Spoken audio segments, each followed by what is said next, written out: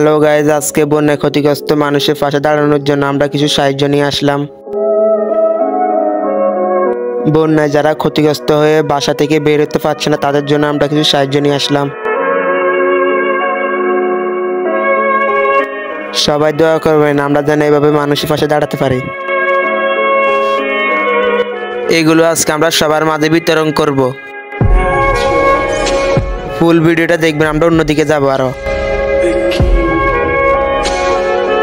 বন্ধুরা মালামাল নিয়ে যাচ্ছে ক্ষতিগ্রস্ত মানুষদের বাড়িতে।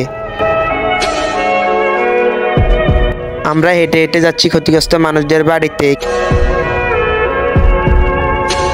এখানে মালামাল দেওয়া হচ্ছে। আমরা এখন অন্যদিকে যাচ্ছি মালামাল দেওয়ার জন্য। আমাদের এরকম ভিডিও পেতে পেজটি ফলো করুন। আমরা এখানে চলে আসলাম, এখান থেকে মালামাল দেওয়া হবে যাদের ঘর বাড়ি ডুবে গেছে পানিতে তাদের জন্য।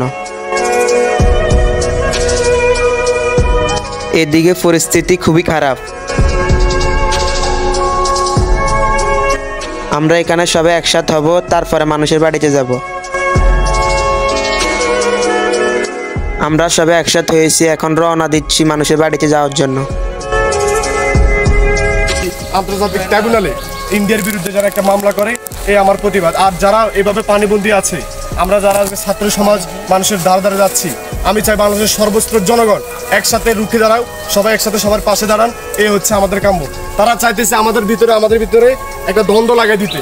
অতএব আমরা তারা পানি ঢেলে দিয়েছে আমাদের মানুষের ভিতরে একটা ভেদাভেদ করতে, কিন্তু আমরা এখন বর্তমানে আবার সবাই ঐক্য হয়ে গিয়েছি। আমরা একজন একজনের পাশে দাঁড়িয়েছি এবং আমি আমার শত্রুকে পানি দিতেছি। এতে কি হয়েছে? এটা আমাদের ভিতরে ভালোবাসা আর বাড়ছে। ইনশাআল্লাহ আগামীর বাংলাদেশে গিয়ে যাবে এই ছাত্র সমাজের মাধ্যমে। ইনশাআল্লাহ সবাই দোয়া করবেন এবং সবাই সবার পাশে থাকবেন। আসসালামু আলাইকুম। ইনশাআল্লাহ। ভাইয়ের কথাগুলো অনেক সুন্দর ছিল।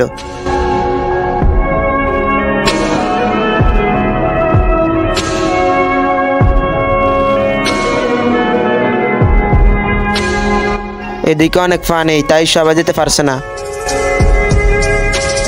একজনকে কোনো মতে পাঠানো হচ্ছে।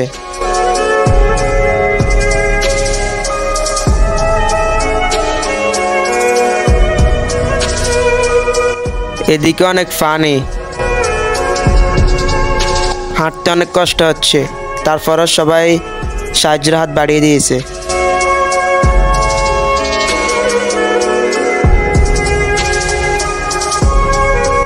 ভিডিওটি ভালো লাগলে সবার কাছে শেয়ার করে দেন।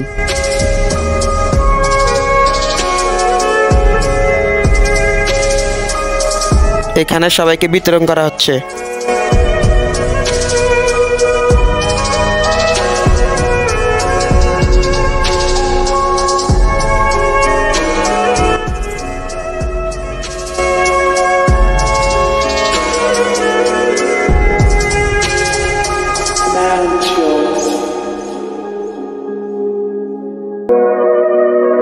আমরা সবসময় তাদের পাশে থাকবো।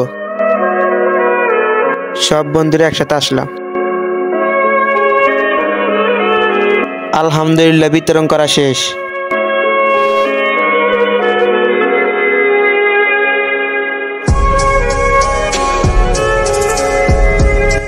আলহামদুলিল্লাহ, বিতরণ করা শেষ।